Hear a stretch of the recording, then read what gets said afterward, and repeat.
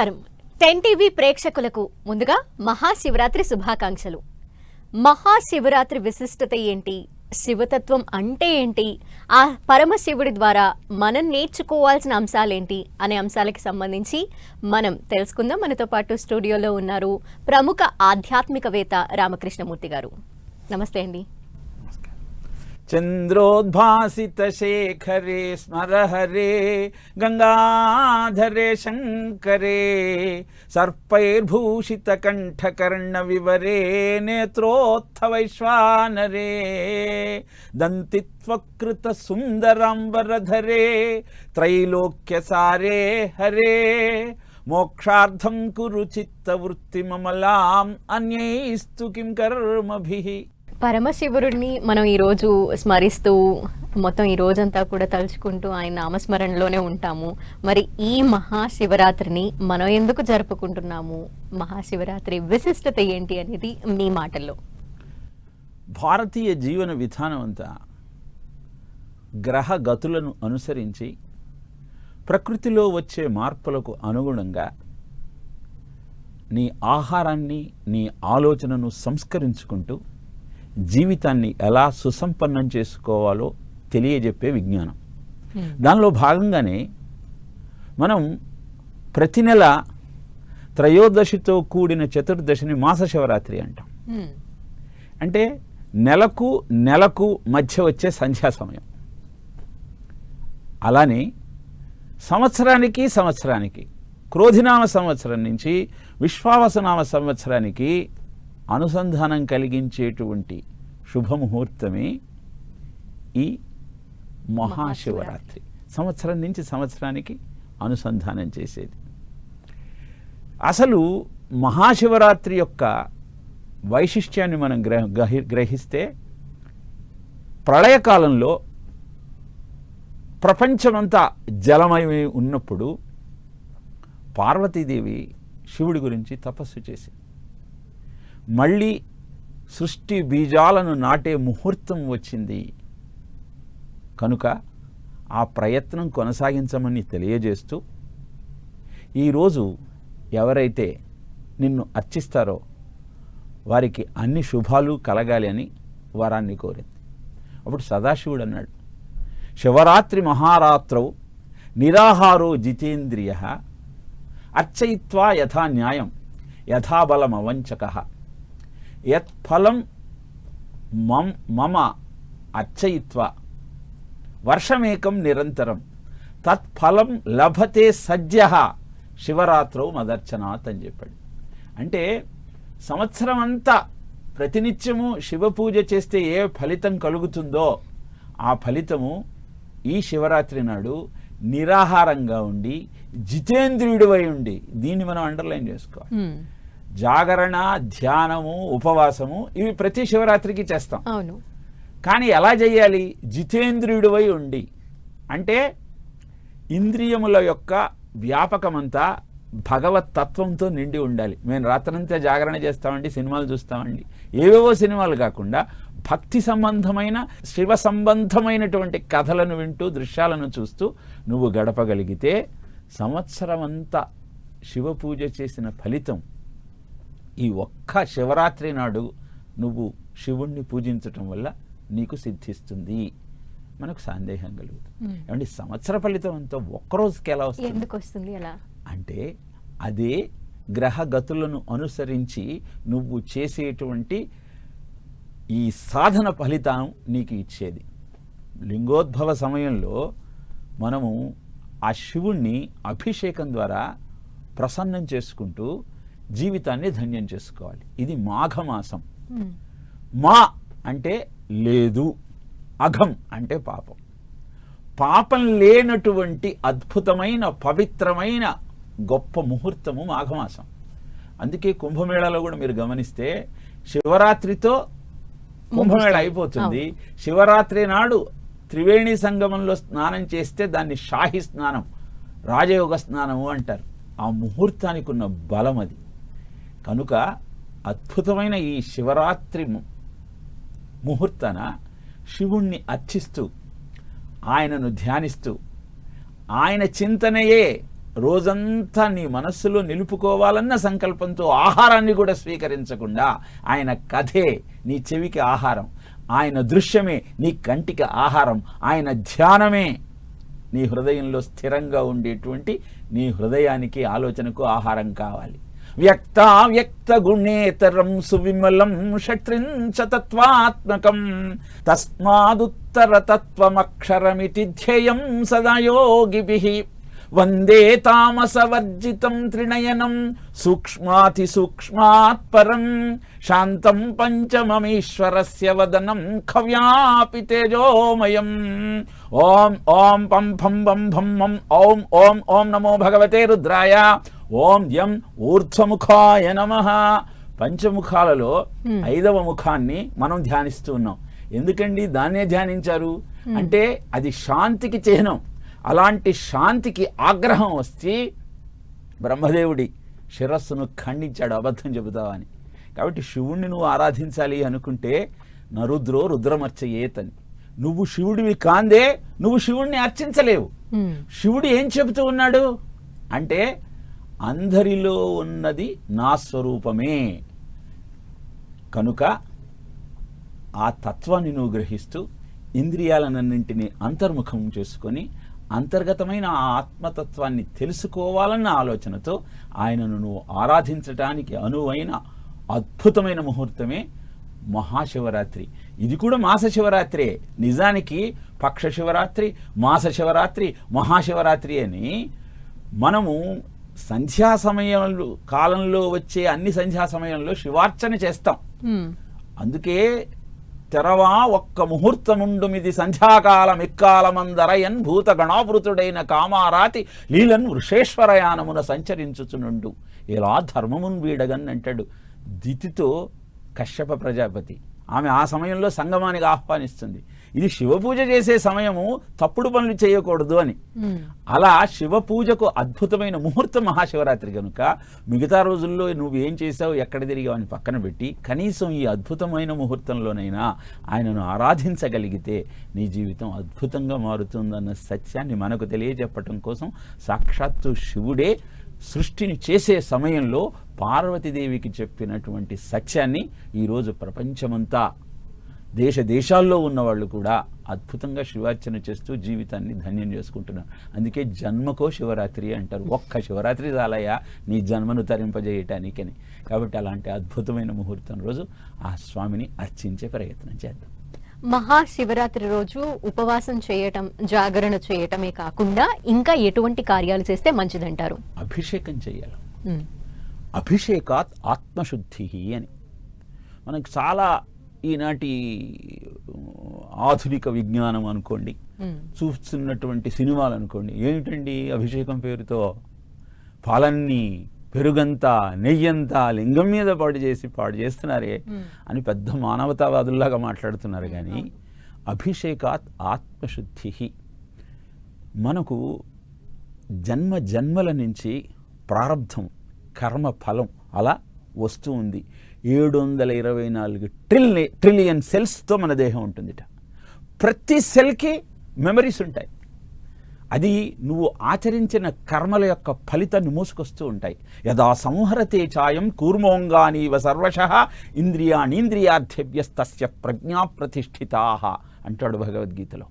అంటే నువ్వు చర్య ప్రతిచర్య లేకుండా ఒక తాబేలులాగా నువ్వు ఉండగలిగితే నువ్వు స్థితప్రజ్ఞుడిపోతావు. అది సాధ్యమవుతుందా? కాదు. శరీరం యదవాప్నోతి యచ్ఛాప్కృత్రామతీశ్వరః గృహీత ఏతాని సంయాతి వాయుర్గంధాని వా సయాతని భగవద్గీత చెబుతుంది. ఈ శరీరాన్ని వదిలేసి ఇంకొక శరీరంలోకి వెళ్ళేటప్పుడు ఈ శరీరంలో నువ్వు చేసినటువంటి కర్మల ఫలితం అంతా వాసనల రూపంలో ఇంకొక దేహంలోకి ప్రవేశిస్తుంది. మరి ఈ కర్మలంతా ఎలా పోగొట్టుకోవాలి? ఎవడెవ్వడివాడో ఈ జీవుడు కడకు ఎవ్వరికి ఏమోనో ఈ జీవుడు, ఎందరికి కొడుకుగాడి జీవుడు కడకు ఎందరికి తోబుట్టడి జీవుడు అంటాడు అన్నమయ్య. కాబట్టి ఇన్ని జన్మలు ఎత్తుతూ ఉన్నప్పుడు ఈ పాపాన్నంతా ఎట్లా ప్రక్షాళన చేసుకోవాలి? అభిషేకాత్ ఆత్మశుద్ధి అన్నది. అందుకే అభిషేకం చేయటం వల్ల ఈ పాపాన్ని ప్రక్షాళన చేసుకోవచ్చు. ఒక్కొక్క పదార్థంతో ఒక్కొక్క ముహూర్తంలో నువ్వు చేసేటువంటి అభిషేకం నీకు ఒక్కొక్క జన్మలో నువ్వు చేసిన పాపానంతా ప్రక్షాళన చేస్తుంది. అగ్ని సోమాత్మకం జగత్ అంటే అగ్ని, సోముడు అంటే చంద్రుడు, వేడి చల్లదనం, ఈ రెండింటి కలయికే ప్రపంచం. ఆధునిక విజ్ఞానం చెప్పేది కూడా అదే. మరి ఈ అగ్ని స్తంభంగా వెలసినటువంటి శివస్వరూపము ఆ అగ్ని వేడికి చిహ్నమైతే, చంద్రమా మనసో జాతః, చంద్రుడు నీ మనస్సును ప్రేరేపించి నిన్ను అనేకమైన విషయ సుఖాల వైపు నడిపించేటువంటి తత్వము కలిగినవాడు.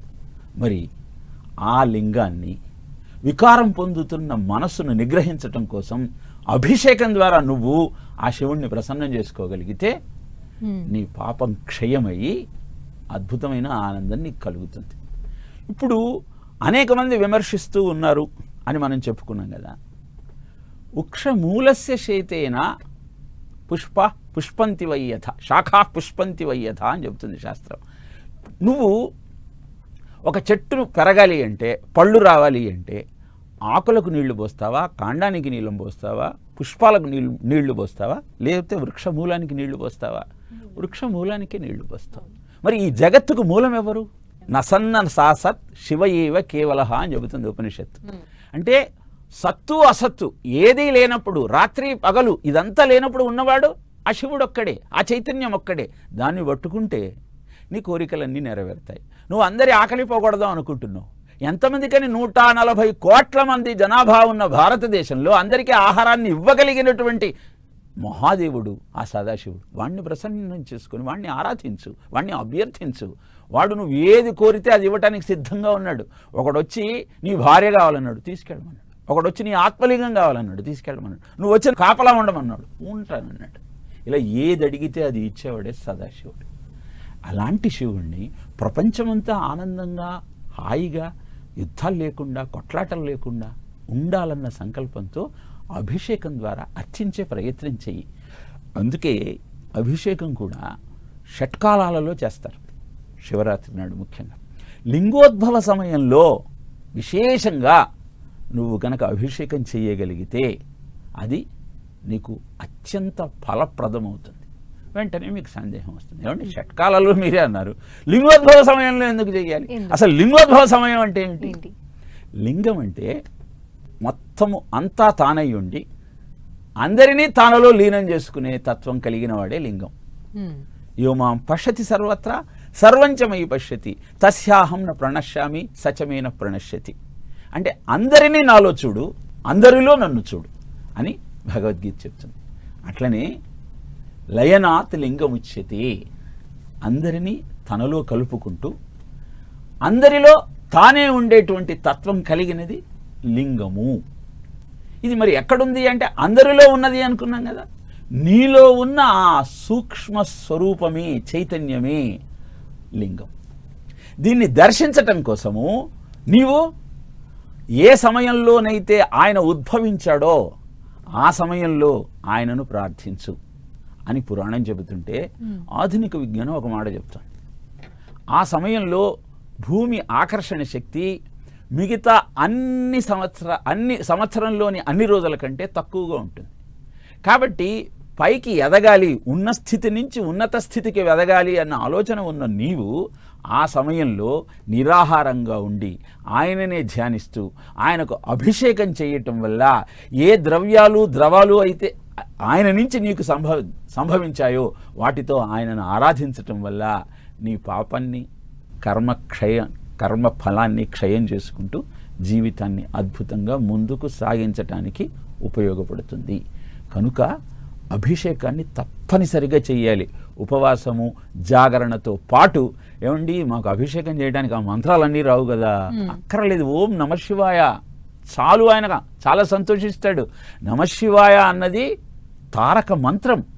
పాలిండ్లు కదలంగ పసిది పయ్యద వీచు అచలాధిపుని కూర్మి ఆడుబిడ్డ ధుత్కారమనరించు తొండంబు ముక్కున శిఖరాకారంబు జిలుగుడుంటి ప్రత్యక్షమై వచ్చి భాగీరథీ గంగ మృదుల హస్తము చాచి మేని నిమురు ప్రమథోత్తముండు భృంగి భయరక్షణార్థమై ఫలాగ్రమున దీర్చు భసిత రేఖ దక్షిణ శృతి మీదిగా ధరణు దెళ్ళి పెద్ద నిధులకు మాగన్ను బట్టు వేళ పంచజనులకు తారక బ్రహ్మ విద్య అభవుడుపదేశించు అప్పుడు కాశీ అని కాశీఖండంలో చెప్తాడు. కాశీకి వెళ్ళి అందరూ కాశ్యాంతు మరణాన్ముక్తి అని, అక్కడ దేహాన్ని వదిలేయాలని ఎందుకు అనుకుంటారు అంటే పార్వతీదేవి వచ్చి దేహాన్ని వదిలేస్తున్న జీవుణ్ణి ఒళ్ళో కూర్చోబెట్టుకుంటుందట. డుండి వచ్చారే మా అమ్మే వీడికి సహకారం చేస్తోందని చెప్పి తన తొండంతో బీస్తూ ఉంటట. గంగాదేవి వచ్చి మెత్తగా ఉండాలి, వీడి పాపం ప్రాణోత్క్రమణ సమయంలో ఒకేసారి 1000 ఎండ్రకప్పలు కుడితే ఎంత బాధ కలుగుతుందో అంత బాధ కలుగుతుంటుంది. దాన్ని ఎవరూ తీసేయలేరు కాబట్టి తన చేత్తో నిమురుతూ ఉంటుందిట. ఇక భృంగి వచ్చి పైన భస్మాన్ని పెడతాట. అప్పుడు శివుడు వచ్చి చెవిలో ఓం నమ శివాయ అన్న మంత్రాన్ని ఉపదేశించి నీకు ముక్తిని ఇస్తాడు అని కాశీఖండంలో చెబుతాడమ్మా. ఇదంతా మనకు అబద్ధం అనిపిస్తుంది. రామకృష్ణ పరమహంస అన్నారు, మణికర్ణిక ఘాట్లో శివుడు ఆ తారక మంత్రాన్ని ఉపదేశించటం నేను ప్రత్యక్షంగా చూచాను అని.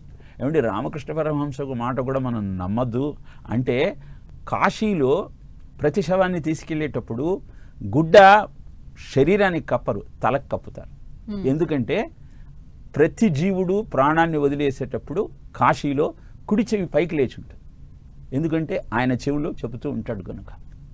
శవం నుంచి దుర్గంధం రాదు. ఇవన్నీ ఏం చెబుతున్నాయి? మోక్షాన్ని ప్రసాదించే తారక మంత్రమే నమశివాయ. కాబట్టి నమశివాయ అంటూ చెంబెడు నీళ్లు పోస్తే ఖుష్, చిడికెడు భస్మం ఇస్తే బస్, ఆయనకి ఏమీ అక్కర్లే. శివుడి నుండి మనమే నేర్చుకోవాలంటారు. గుణదోషవు భుజో గృహ్ణాన్ ఇందుక్షేలా విశ్వేశ్వర శరషా శ్లాఘతే పూర్వం పరం కంఠేని యచ్చతి అని చెప్తారు. అంటే శివుడు నలం వా పరోపకారకమిదం ఏకం పశూనాం పతే పశ్యన్ కుక్షిగతాన్ చరాచరగణాన్ బాహ్యస్థితాన్ రక్షితుం సర్వామర్త్యపలాయనౌషధమతి జ్వాలాకరం భీకరం నిక్షిప్తం గరళం గళేన గిళితం నోదీర్ణమేవ త్వయా అంటాడు శివానంద లహరిలో. ఆ హాలాహలం వచ్చినప్పుడు అందరూ పరిగెత్తిపోతుంటే దాన్ని గొంతులో పెట్టుకున్నాడు.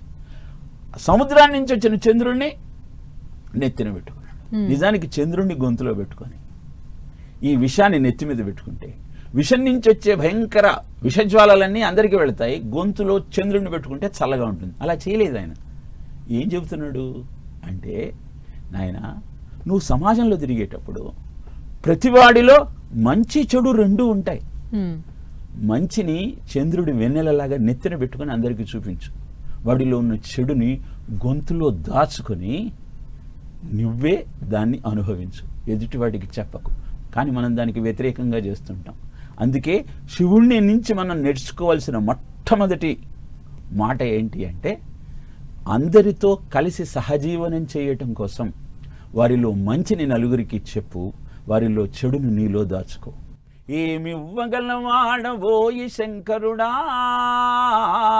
నాకేమివ్వగలవాడవాది శంకరుడా, కమ్మని భక్ష్యాలు అడుగుదామంటే కంఠాన గరళాన్ని నింపుకున్నావు, మేలైన నగలెన్ను కోరుదామంటే పాములన్నీయును నీ వంటి నిండే.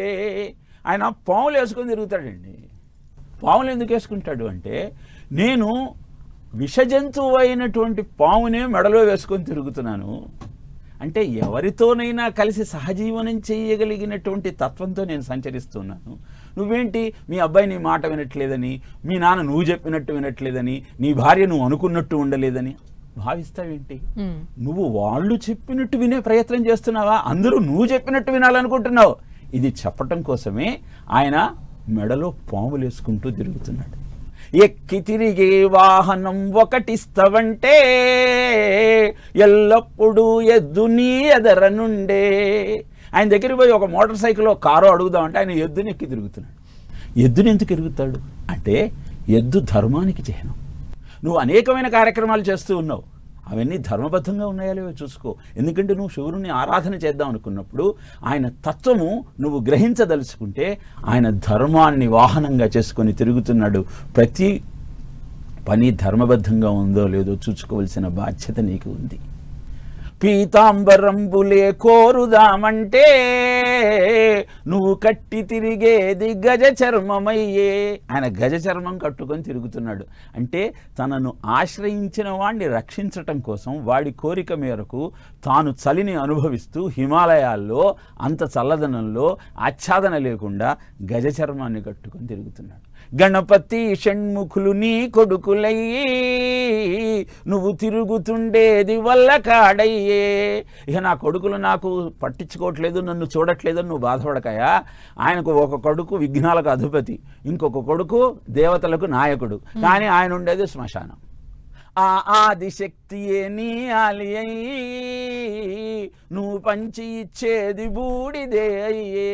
అఖిల లోకాలకు జగన్మాత అధినాయకురాలైతే ఆమె ఆయన భార్య, కానీ ఈయన మటుకు అందరికీ బూడిదే ఇస్తున్నాడు. ఏం చెప్తున్నాడు?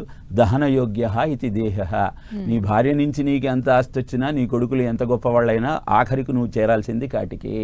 కాబట్టి ఆ విషయం తెలుసుకోమని నీ చరణ కమలాలే నా మనసు నిండా నిత్యము ఉండేటి వరమివ్వు చాలు.